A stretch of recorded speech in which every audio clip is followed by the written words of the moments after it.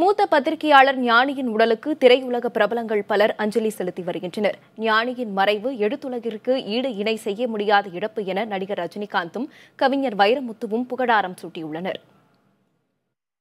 ஞானி அவர்கள் என்னுடைய நண்பர், நான் அவருடைய ரசிகன்.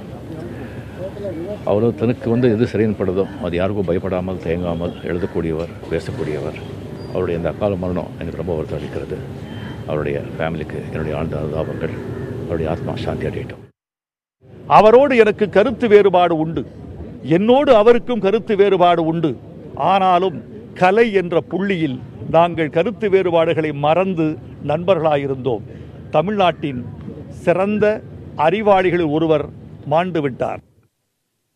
பௌதிக உடல் மட்டும் மறைந்திருக்கிறது. அவரது எண்ணங்கள், படைப்புகள், சிந்தனைகள் இன்னும் பல ஆண்டுகளுக்கு பேசப்படும்.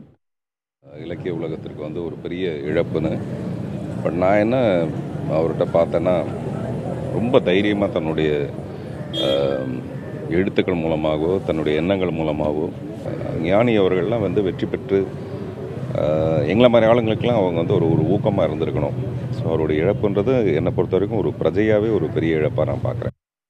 பத்திரிகை உலகத்துக்கு ஒரு எடுத்துக்காட்டாக திகழ்ந்தவர்.